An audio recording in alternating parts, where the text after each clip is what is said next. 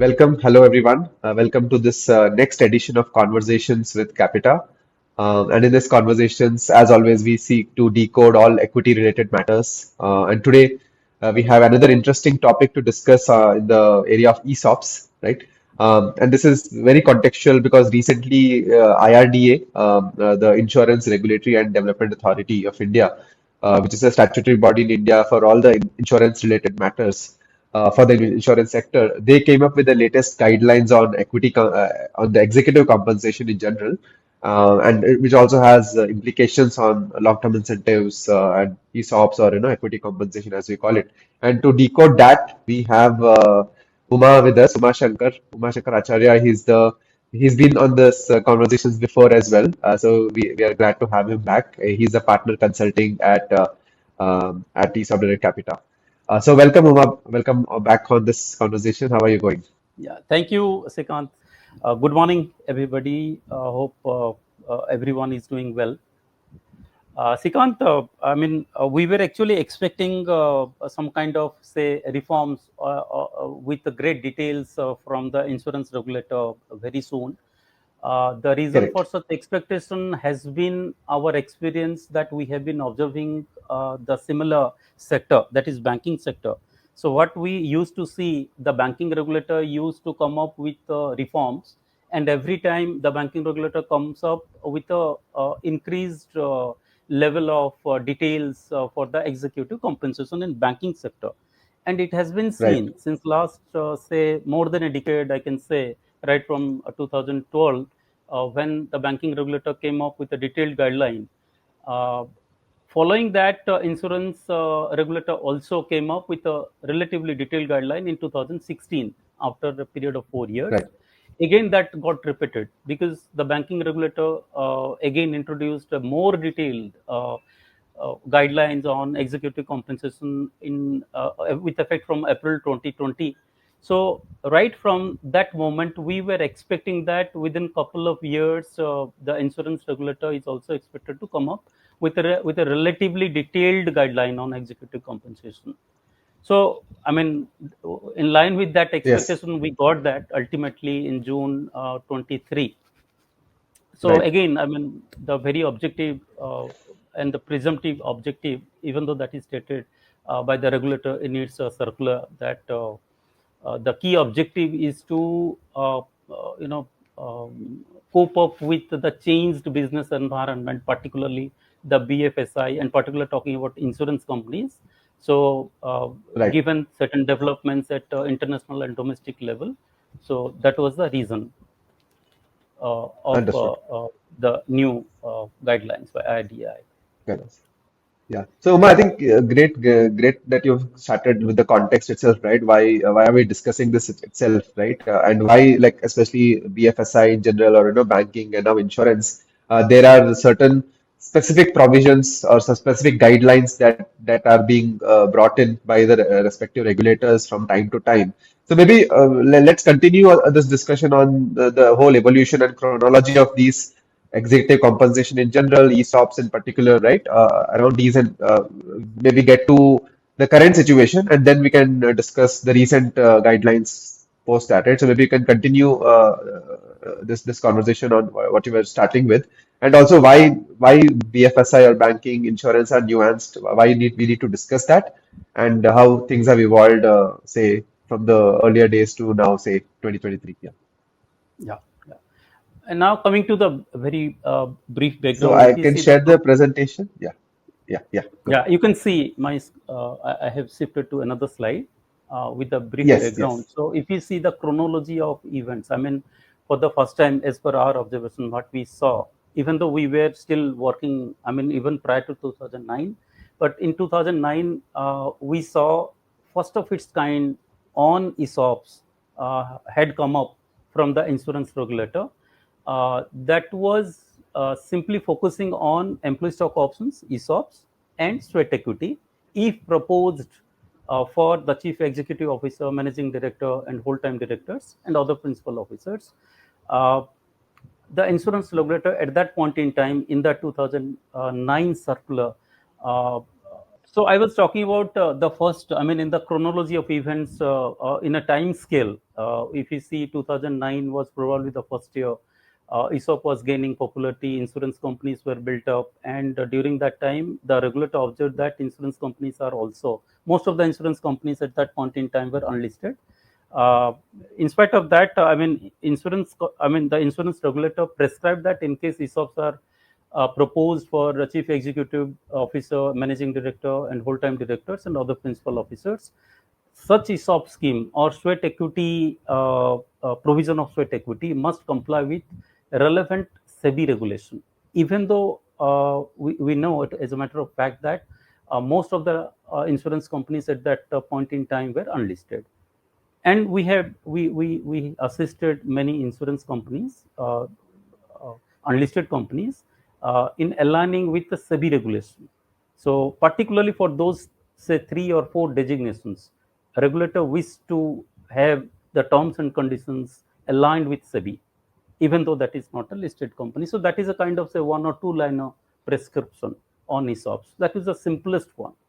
Now the things got evolved, and slowly, the, as I stated you, in the meantime, the Reserve Bank of India had come up with a relatively bigger guideline, focusing on a detailed regulation on various components of the compensation, like a variable pay, fixed pay, and in line with for or in due alignment with the Financial Standards Board and international best practices, etc.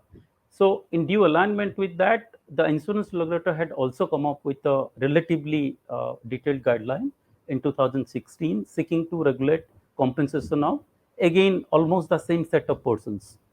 Say non-executive directors were covered for the first time in that direction, in that directive, along with the CEO, MD, and WTDs. And the main objective was to regulate the cash part of the compensation, and the insurance regulator felt in line with the Financial Standards Board principles or recommendation, that generally these sectors, particularly banking and insurance, if I focus on insurance also, then these sectors are prone to various risks: financial risk, default, the risk of default, misvisions, fraud risk. There are many risks circumventing this sector. So the main proponent of 2016 guideline was to delay the payment of a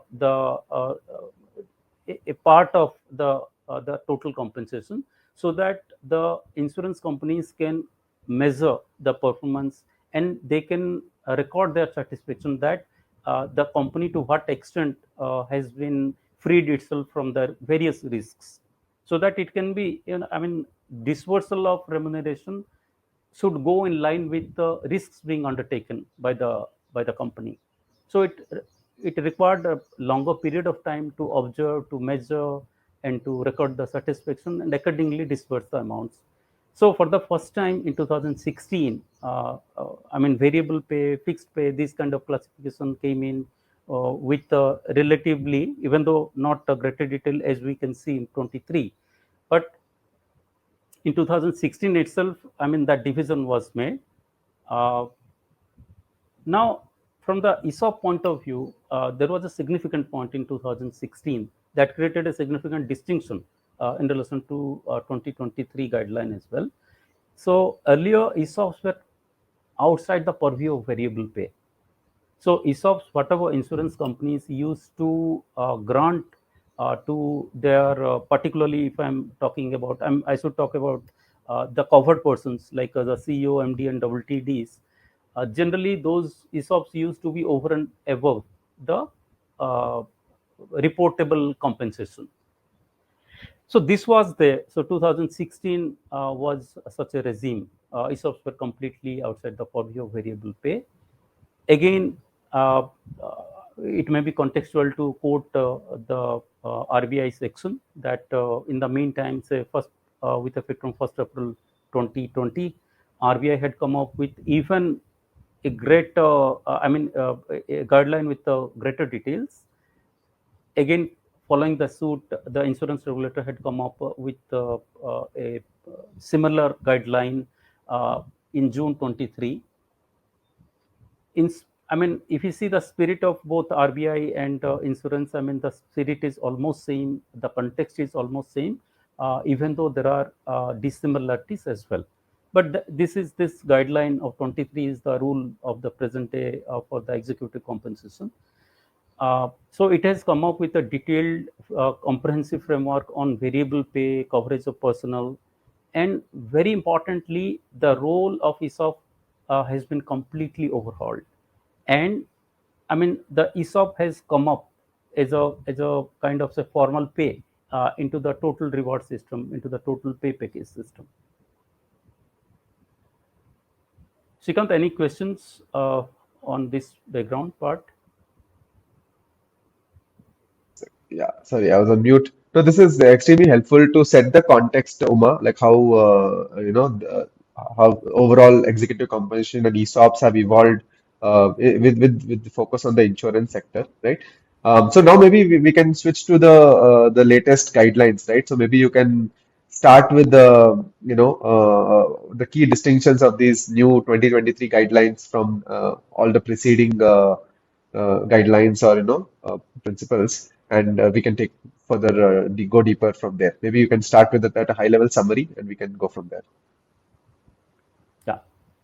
So, as far as the key distinctions are concerned, it can be in three ways, I can say. One is there is an extended coverage. So, that coverage was not there. So, traditionally, if you see what happened prior to 23 or financial year 23-24, because this new guidelines are applicable from on and from financial year 23-24. So, prior to that, if you see, normally three designations got covered, like as we have discussed, CEO, full-time director, and managing director. But now there is an additional coverage, so it has permeated into more deeper level. We will see that. Another key change or distinction, I can say, is what is known as introduction of ESOPs as a part of variable pay.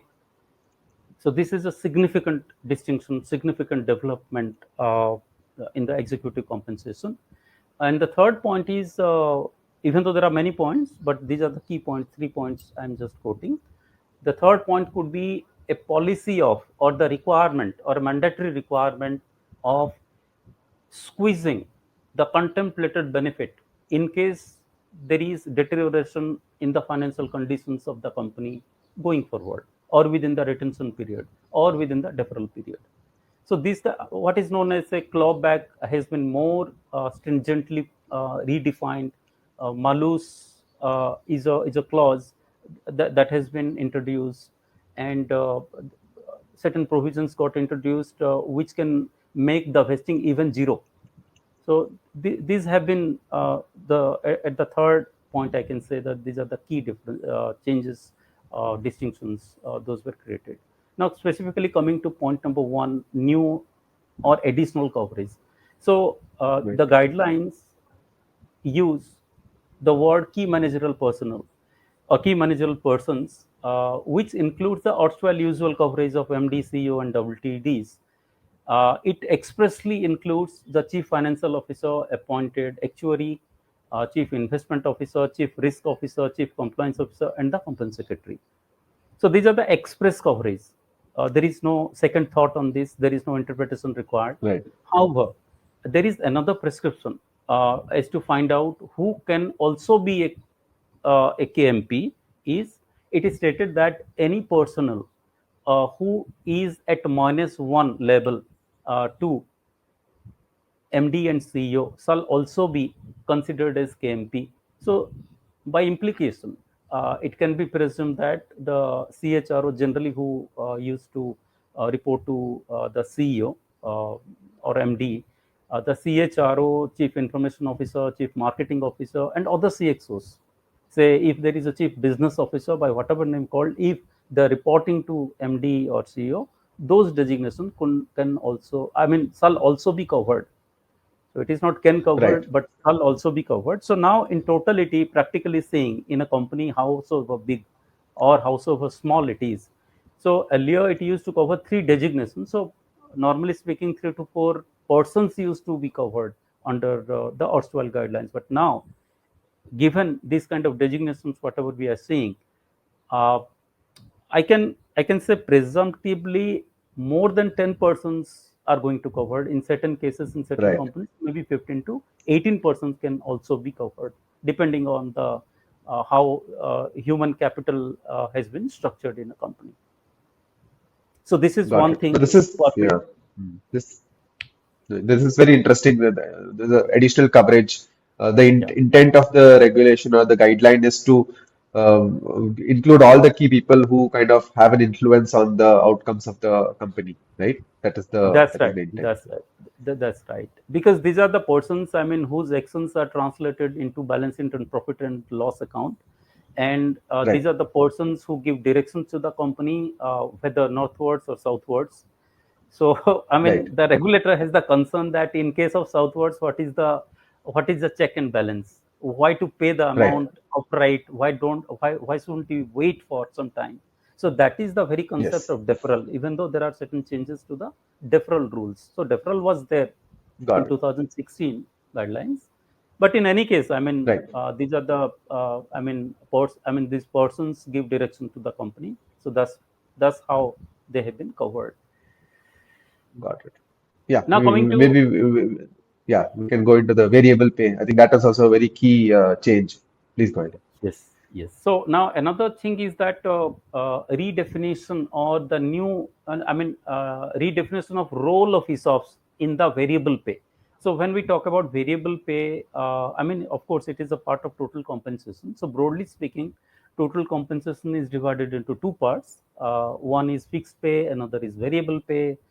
Even though there are certain norms which I will go through, but just to state about, if there is a variable pay or there must be variable pay, so uh, what is the composition of that variable pay?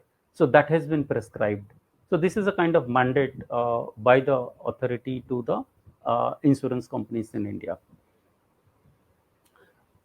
The composition is Understood. yeah, it can be cash, it can be share linked instruments. So when I say share linked instrument, it can connote two meaning. One, share linked instruments settled in cash. Those are normally known as stock appreciation rights settled in cash, phantom options, shadow equity options, by whatever name we call. So share linked instruments settle in cash, that is considered as cash only. That is never considered as ESOPs or equity settled options. Another share linked instrument that is settled in equity, that qualifies to be called as ESOPs. This is very Okay. specifically prescribed and clarified in the guidelines. So Okay. Are you I saying, have Uma, already. that earlier any form of long-term incentive came under the ESOP or kind of a bracket, but now there's a specific distinction for share linked or share settled and cash settled instrument, and cash settled is completely out of the purview of any ESOP or share linked instruments as per this guideline. Is that Yes, absolutely okay? right. And in this regard, even though I talked and I said that there are two regulators who are going kind of side by side, banking regulator, insurance regulator. I said that banking executive compensation guideline and insurance compensation guidelines. I'm talking about both the latest guidelines. In spirit, both are same, but there are fine-tuned distinctions. And one of the fine-tuned distinction is that if you see the banking regulation, uh, share linked instrument settled in cash also qualifies as equity instrument because the value is derived. So here that is not happening. So this is one of the key distinctions. Even though the spirit is same, the principle is same, but there are certain fine-tuned distinctions between both the uh, guidelines. So this Got is it. one thing, and this is critical also. This is critical, and we can discuss. I mean, what can be the ramifications that in case Sure. say a share linked instrument but settled in cash. if that is not considered as equity, like the what the banking regulator is holding out. In that situation, Right. probably, I mean, a company which is already, going through a dilution constraint, so they may be in problem, because otherwise, what banking companies, Right. we have seen that banking companies used to have the leverage of using even cash settled SARs, because that is still qualified as equity plan. uh, so this facility is not there, so this is one thing that can be taken up separately, but broadly speaking, Got it. this is the situation.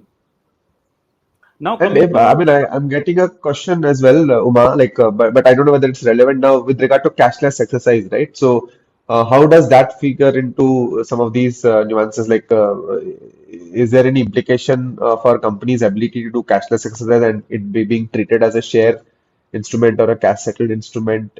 Any thoughts on that? You can cover it now or maybe subsequently as well.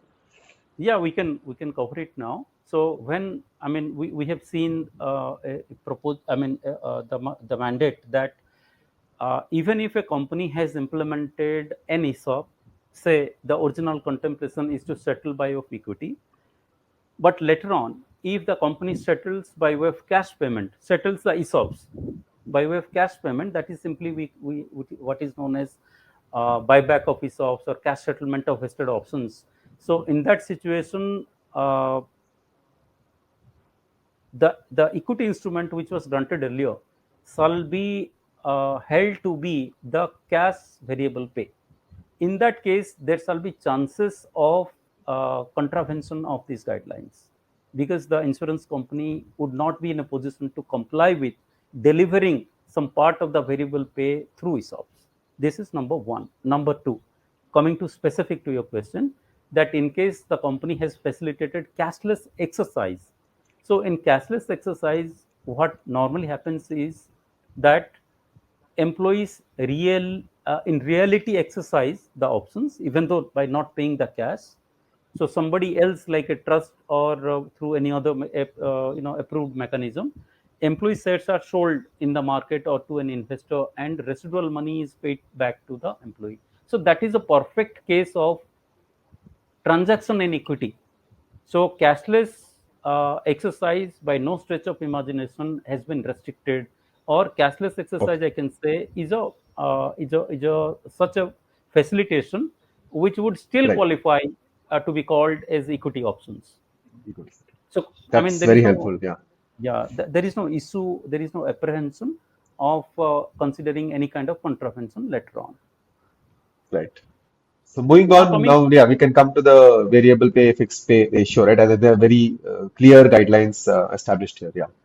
yes. Now, as far as the variable pay fixed pay ratio is concerned, so this ratio was not there in the erstwhile guidelines. Mm. So this has been very specifically mentioned in these new guidelines, which states that minimum variable pay must be 50% of the fixed pay. That I'd like to give you an example. So when we talk about this kind of variable pay fixed pay ratio, it is effectively what is called salary structuring. So salary structuring starts from the amount of a negotiated salary. Say if the package is 1.5 crores, we call it a package, you call it a total compensation, total rewards. So now how 1.5 crores annual package should be structured for the covered persons. I'm talking about KMPs only. So there can be many permutation combination, but all these permutation combination must be built subject to two limitations: minimum VP and maximum VP. So now VP must be there. So there is no exception to this, that one KMP cannot have everything as fixed pay. That is not going to happen. VP must be there. The question is that what should be the VP, the inner limit and outer limit of VP. So in my example of 1.5 crores, I'd like to give you an instance of, say, fixed pay 1 crore, VP can be 50 lakhs. This is the minimum case. VP cannot go below 50 lakhs. It must be at least 50% of the fixed pay, 1 crore and 50 lakhs. Now coming to the maximum, I can give you the same, I mean, within that same package, I can give you another structure. where VP would be around say 1.2 crores and fixed pay is around say 38, or I can say around say 115 or 35 115. So that way Okay. we can see that 300 percentage of fixed pay is achieved. So that is the outer limit. BP cannot exceed. Hmm. Even though I can say that employees generally tend to get more fixed pay, but at a times when the company is growing, or KMPs or certain KMPs believe that their company is supposed to have a majestic growth rate, then of course, I mean, they may be interested to get more VP.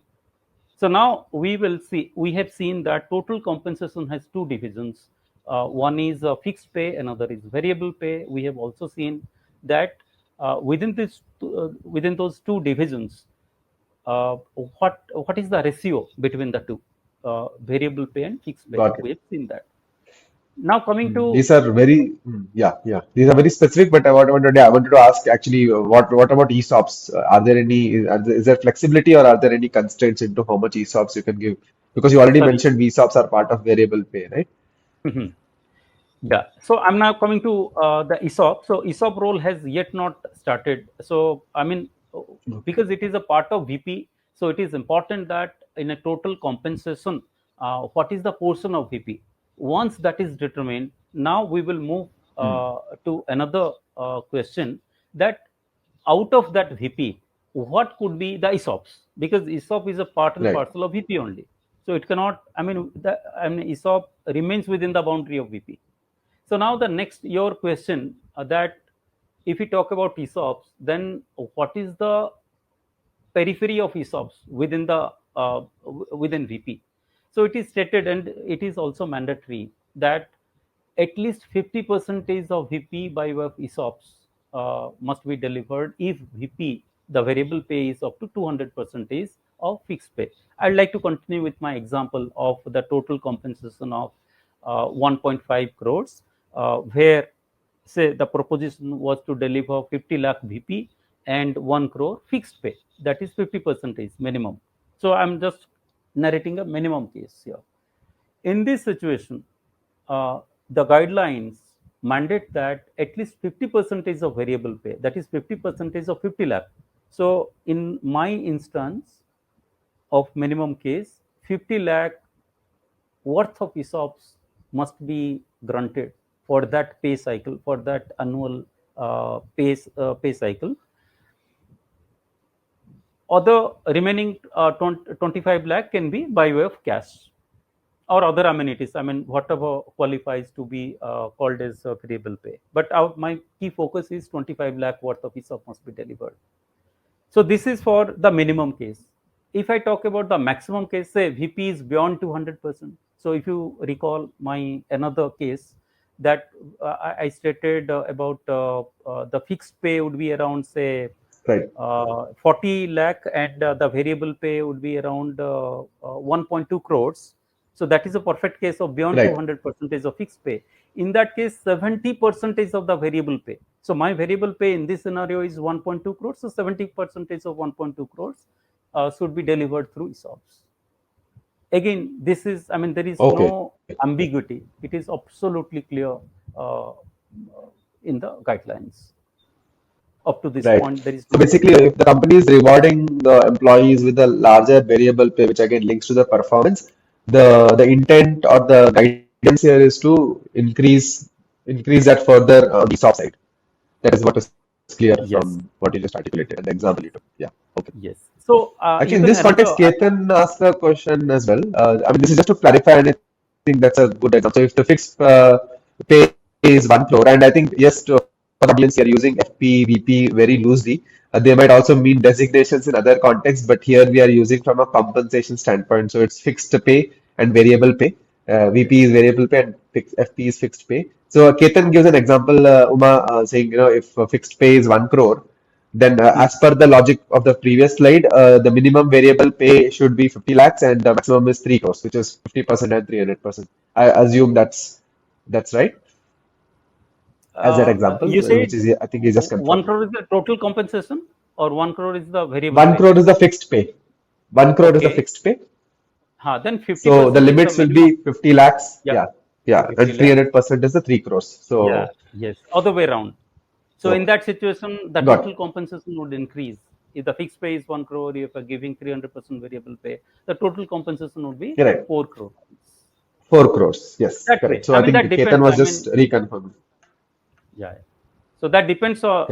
on the designation of the person, the negotiation level, what is called the human capital requirement, the demand of human Right. capital in the market at any given point in time, supply and demand, like this kind of scenarios would change this total compensation scenarios.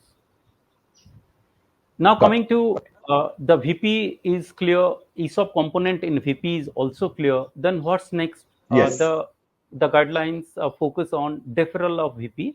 Of course, that includes ESOPs. So it states that deferral of minimum of 50% of VP. That means 50% VP. If you are considering in our case, we have seen in point number 4, say 50% of VP must be delivered by of ESOPs. So indicatively, say all ESOPs are prone to deferral, or some part of the ESOPs can be put to deferral, and some other cash component can also be put to deferral. But deferral must happen, and it says that deferral of minimum 50% of variable pay. So 50% is, hope I'm clear, Sikant. I said that Yes, Umar.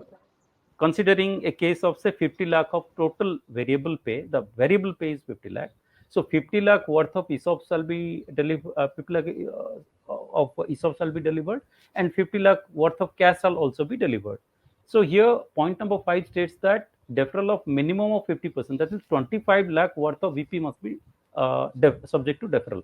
So now question comes whether entire ESOP worth 25 lakh should be deferred, or entire 25 lakh cash uh, is liable to be deferred. Used to be It different. can be partly as well. Hmm. Say partly ESOPs can be deferred. That Okay. means some part, the remaining part of ESOPs can be allowed for a quicker vesting. But we have a rule. The minimum vesting period, etc.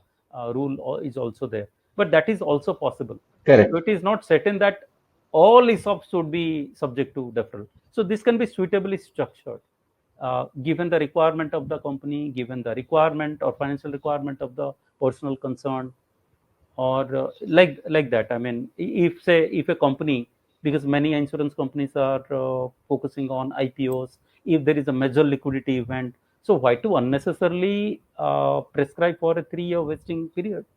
So this thing can be an area of rationalization of an ESOP scheme. So within the 4 corners of law and Got it. guidelines, we can do that. Now, say deferral will happen for a minimum of 50% VP, that is static. And even though there is an exception, I have not read out that. So if the total variable pay is less than 25 lakhs, so there is an exception given. So there is no deferral for that uh, quantum of variable pay. And variables shall be for minimum period of 3 years with equal or back-ended vesting. So equal vesting means uniform vesting. Like if 100 has to be granted, then 100 must vest like 33.33, that is one third, one third, and one third. This is called equal vesting. Or back-ended vesting is also possible, like say a 10, 20, 70, or 20, 30, 50. So this kind of vesting is also possible. Or what is called bullet vesting is also possible. 0, 0, 100% is also possible. Again, it is stated minimum 3 years. So as a company, as a custom, as a kind of say culture of a company is to grant with a 4-year vesting, that is also possible. Here we are talking about the minimum vesting period of 3 years. Now, another rule is that vesting must happen at annual frequency. So this was not prescribed earlier. This annual frequency requirement was not prescribed. So this is for the first time. Annual frequency means if 100 uh, worth of or 100 options or 100 VP is granted, say we discussed one third, one third, one third to vest.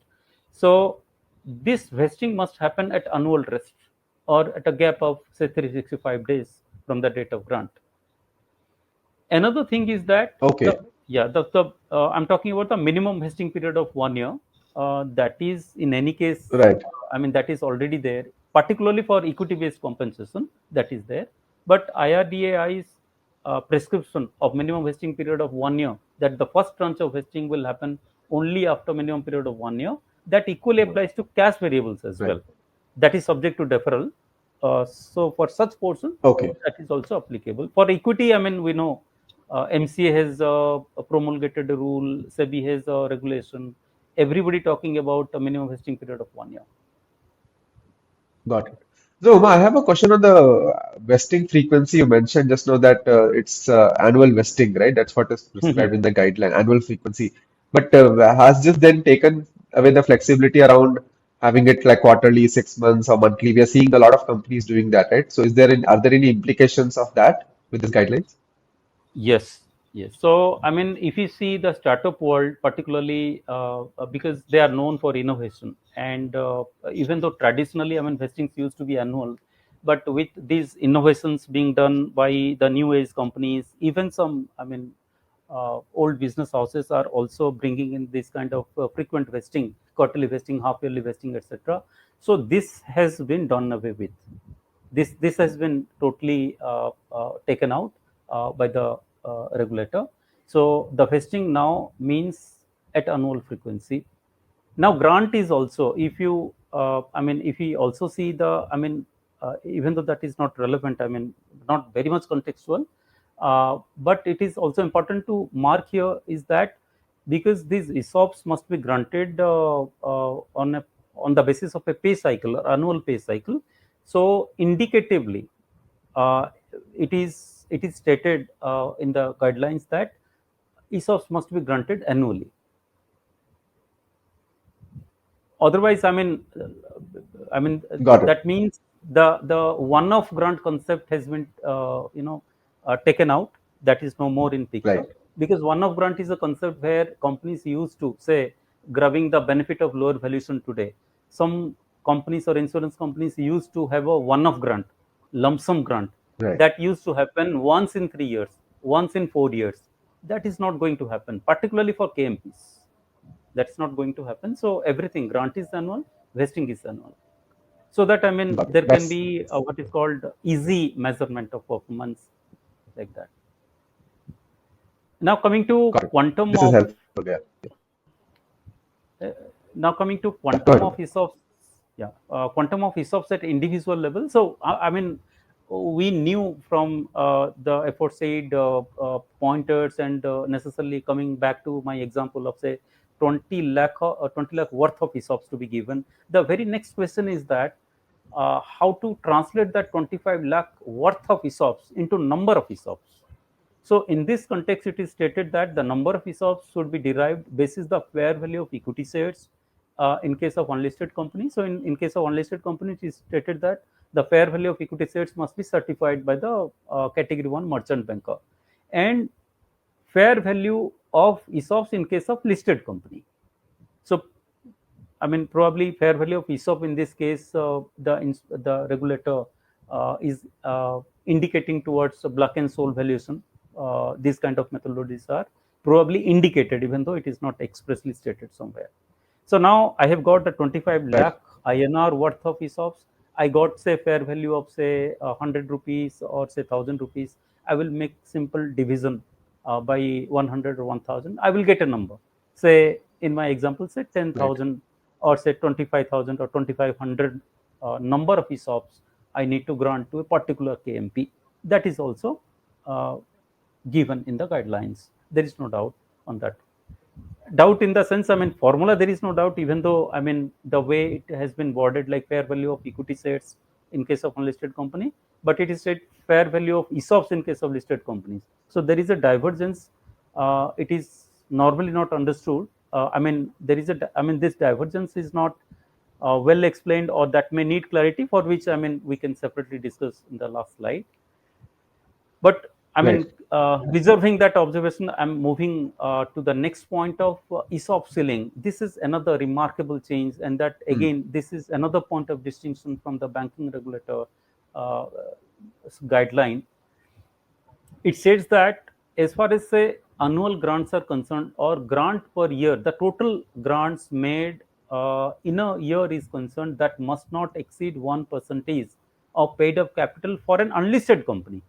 I mean that this 1% is Mm. not stated for listed companies. It is specifically stated for unlisted companies. It must not exceed 1%. That is the per year grant quantum. But as far as overall limit is concerned, it is stated that for all kinds of companies at any point in time, means listed insurance companies, unlisted insurance companies, at any point in time must ensure that that total outstanding options must be within the limit of 5% of the paid up capital. So these are the two ceilings. Those have been introduced. Any questions on this, so that we can move to next? Yeah, so one, maybe you can vein more on this, Uma, on the question of the fair value, right? Can calculate the individual ESOP allocation.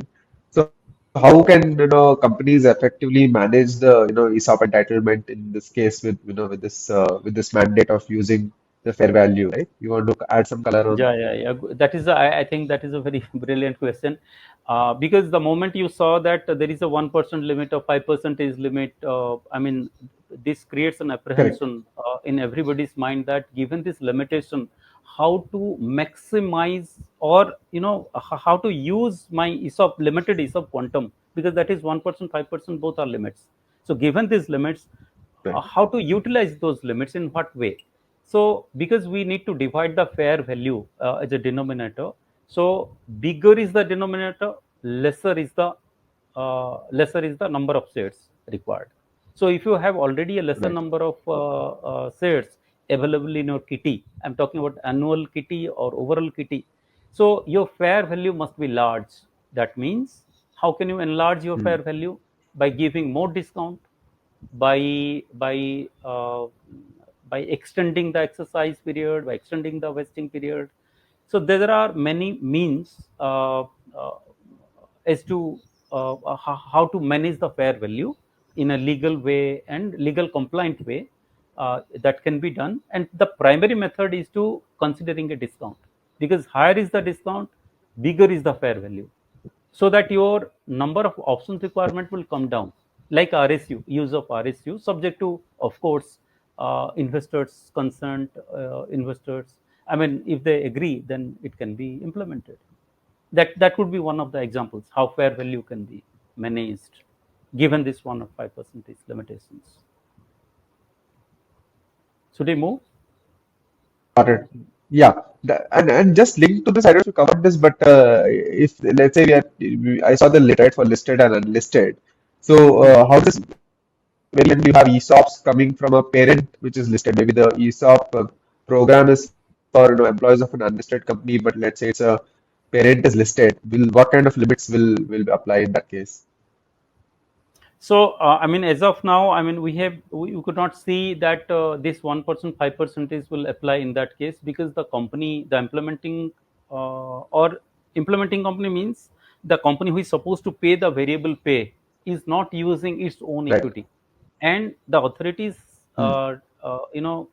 has prescribed these sellings with respect to the own equity, who is required to deliver the variable pay. So as of now, I mean, it can be said that probably, I mean, but one unlisted insurance company must have a listed parent company. That has been worded that Right. there are few instances in India whose parent company is a listed company. So owing to that, that can be leveraged. That can be, you know, uh, the benefit can be taken Got it. accordingly. Taken. Got it. Now Yeah, coming we to, I can now mean, these are move the, to the next. Yeah. yeah. So these are miscellaneous provisions, I can say, I mean, feature of shrinking benefit, even though I had given a glimpse of this, that it states that in case of deterioration in the financial performance, uh, it must lead to shrinkage of variable pay, including ESOPs.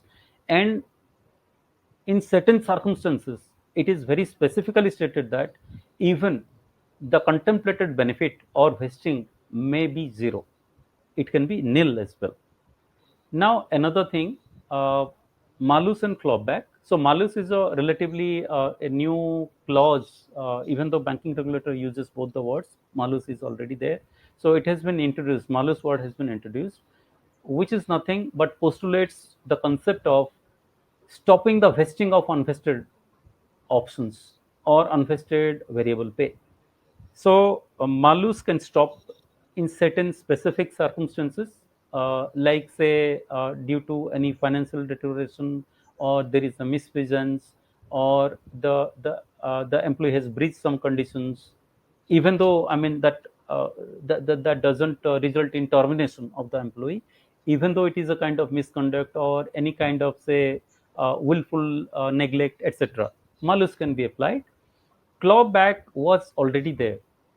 Clawback means clawing back, that means getting back or forfeiting or taking back of accrued benefit, benefit that is due, and benefit that is already delivered as well. So clawback has been redefined in a more, at great details, given the fine-tuner details of clawback. This clawback is somewhat, we can see synonymous with what banking regulator has prescribed. So the workings, this clawback working is known to certain sectors, so that can be helpful for insurance companies also to reflect in their own compensation policy.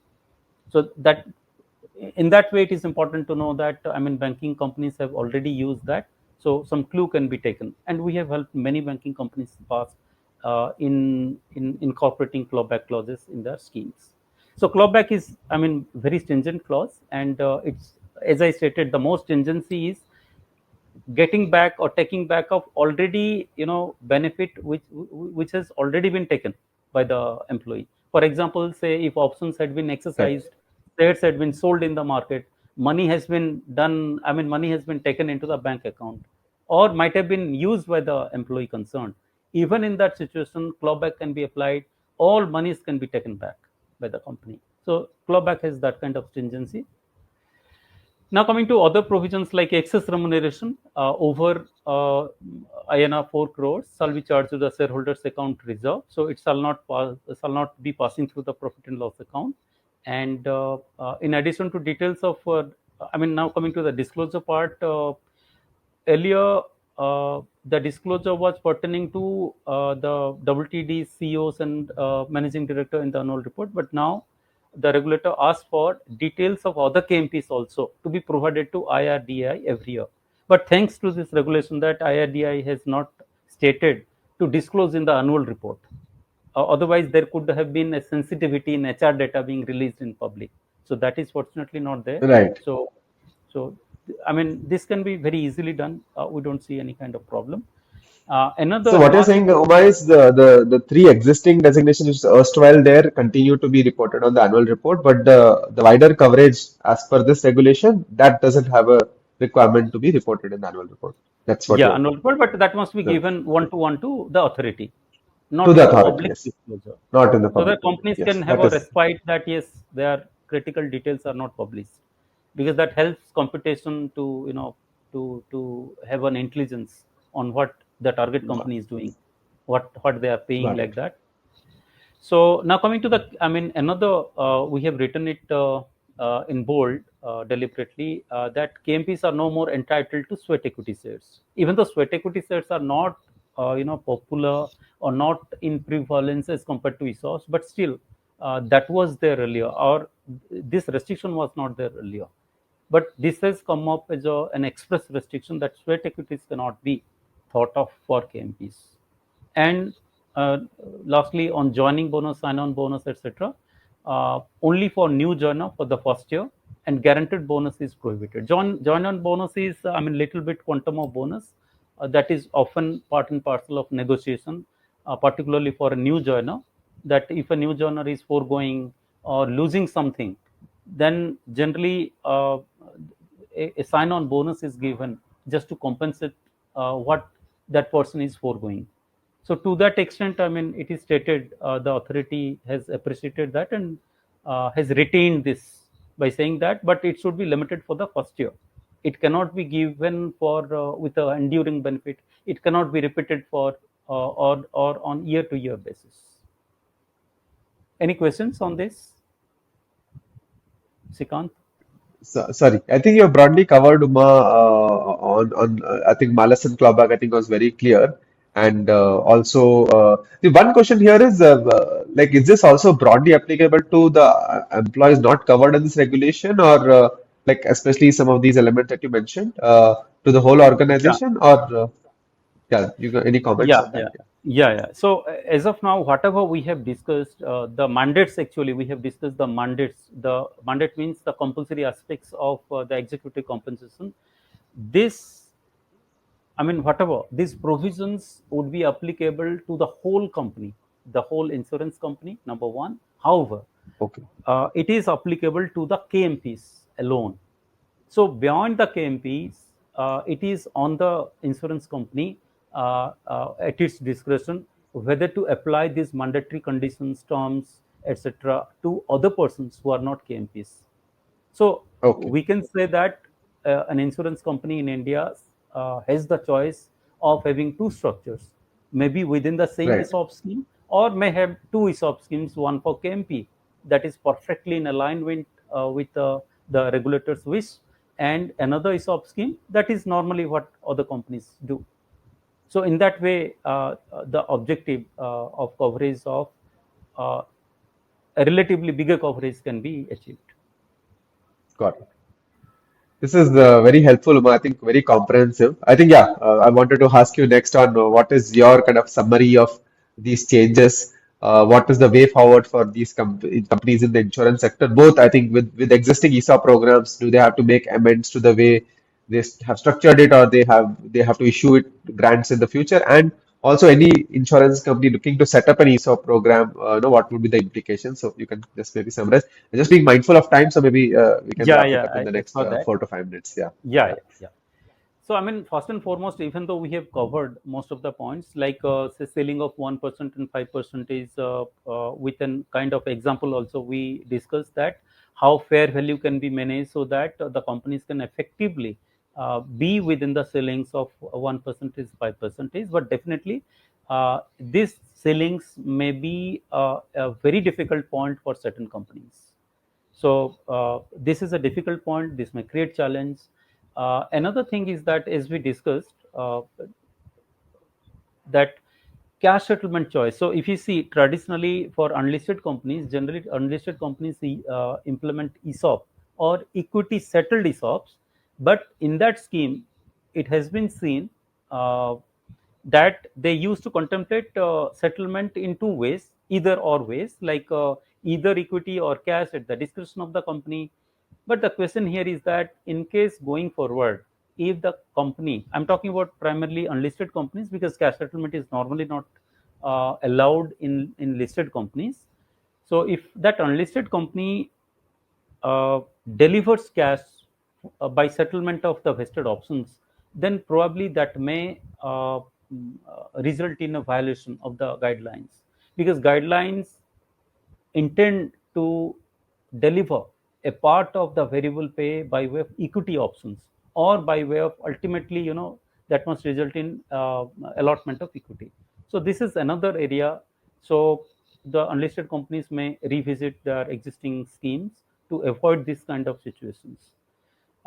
Incorporation of malus and clawback with scenario building. So there is yet another specific mandate from the regulator, that as far as clawback kind of situation is concerned, because clawback is very harsh, and normally courts don't allow those harsh conditions, I mean harsh requirements, or taking back of already digested profit or benefit or variable pay. Courts generally don't allow the company. So regulators mandate is that whenever clawback shall be incorporated in the ESOP scheme or any other variable pay policy, there must be certain indicative scenario building, wherein it must be stated that in case such kind of scenario would happen, then that would automatically trigger clawback, and there must be some kind of agreement, in the documentation, so that the employee must give his or her agreement in writing that yes, I agree for the clawback that may be applied in future by the company against me in case these kind of scenarios would happen. So that must also be there in the compensation policy as well as in the ESOP scheme. I mean, given these things, there is a need to work out or amend ESOP structure. Uh, this is one point. Another, we have just gone through, and we feel that there are at least 2 points where more clarity would be required, as we discussed that for getting the number of ESOPs, we are required to divide the value of ESOPs like INR value divided by fair value. We will get the number of ESOPs. So I'm talking about that fair value. So somewhere it is called fair value of equity shares, somewhere it is called fair value of ESOP. So that may confuse the companies, and with a view to bring in uniform compliance across India by all the insurance companies, whether listed or unlisted. So a clarity by the authority would be really helpful. Another thing is that we know that SAR equity settled is more effective from equity utilization point of view. So if your equity utilization say is 1 lakh equity in an ESOP scheme, if you implement SAR, probably you may utilize lesser number of shares, like say 75,000 or 50,000. So this is a beautiful instrument given these 1% and 5% is limits. So now there is no Right. clarity because every ESOP word is maintained. So whether SAR equity settled is also deemed to be an ESOP within the meaning of these guidelines. So this will, even though we as per our thought, SAR is well included, but uh, it is good to have this clarity from the mouth of the regulator, so that there shall be uniform compliance and the ESOP thing can be really encouraged. And now, lastly, the conclusion. I have specifically seen that the regulator has specifically stated that the intention is not to restrict the ability to pay. So we have seen many constraints, many limitations, many ceilings, but regulator is saying that it is not the intent to restrict the ability of an insurer in India to pay, attract, and retain KMPs, but to align their remuneration with the long-term interest of the companies. But in any case, it is regulator's mandate. We feel that these new guidelines with greater reforms is a welcome move by the regulator. Still, there are ample opportunity to restructure, to revamp the ESOP policy, variable pay policy. That is still possible uh, within the four corners defined by the new guidelines. Still, companies can achieve a growth even after complying with the new guidelines. This is one hand, and another thing is that there is no reason to panic for the companies, because as we discussed earlier as well, that these guidelines are meant for KMPs, not for personnel other than KMPs. So if an insurance company has the policy culture of a wider coverage other than KMPs, then there is no fear factor at all. So they can move with flexibility, and these limitations, these terms and conditions, etc., may not apply at the discretion of the insurance company. So the insurance companies can have more flexibility for personnel other than KMPs. Any questions, Sekan? Even though we just Yes. marginally crossed the Yes, got time. it. No, I think yes, yeah, I know we did, and I think it was lovely to hear the conclusions as well. I think Sonali is asking a related point, which you just mentioned as well, which is should insurance companies modify the ESOP scheme, or whether the law would automatically prevail even if the scheme is not amended? Maybe you can address that. And there's one more. Yeah. Yeah, ideally, if you see, the regulatory change is not happening like every month or every 6 months or every year. So if you see, the frequency of change in regulation is sporadic, that hardly happens say every 3 years or 4 years. So because this change has happened after 6 years, so it is always recommended to amend the scheme, so that, because if you can see, the readers of your scheme may be many. The regulator may be reading your scheme, employees may be reading your scheme, your board is reading your scheme, your auditors are reading the scheme. So if you don't do the amendment in your scheme, many of the persons who are reading out your scheme may not be aware that you have already done a compliance. If you do a simple compliance of incorporating the changes in your scheme, Actually, that would be better. The clarity would be on table for everybody. Everybody would be, Got it. having a consensus, would be getting only one view. That is the Got it. benefit of I having hope common. that answers Sonali's question. Again, feel free, Sonali, to reach out. And I think Sanjeev had asked a question earlier, which I had not taken up because it was not in the flow. But in layman terms, can the EOM, and I'm assuming EOM means expense of management, be explained and its implications on the partners' remunerations for the business? Is this a relevant question to discuss, Uma, now? Partners means I could not understand. Can you? Yeah, yeah. I mean, the question is worded that way. So, Sanjeev, I like you to can share clarify, maybe even broadly. though, Yeah, yeah, yeah, yeah, yeah. otherwise I just clarify broadly whatever on the basis of my understanding. So, as far as the applicability of these guidelines is concerned, it is applicable to insurer companies in India, all the private insurer companies in India, uh, and to the key managerial persons working in those insurance companies or insurer companies. It is actually not, it may not be applicable to insurance broking. It may not be applicable to other associated, enterprises who are at the downstream or upstream of an insurance company. It is purely for the insurer companies that is defined.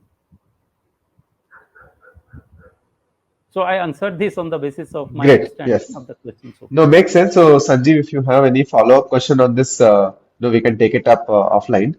So, yes, you can definitely reach out to us. You can visit our websites, capita.com or esopdirect.com, and reach out to us, and we definitely can answer, or you can connect with us on LinkedIn.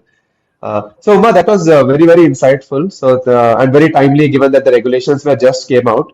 We also have released a newsletter on this. So, if anyone wants access to it, you can reach out to us and we can definitely have it sent your way. And yes, we continue to deliberate on topics like this across ESOPs and other long-term incentives. So stay tuned to this conversations with Capita. And Uma, really thank you for taking a lot of time to explain all of these nuances very patiently and answering all the great questions. pleasure. So thanks It's a for great joining us. pleasure, Yeah, yeah, talking to you and all the audience. Thank yeah. you Thank everyone. you, everyone, and have a good day. Yeah, thanks.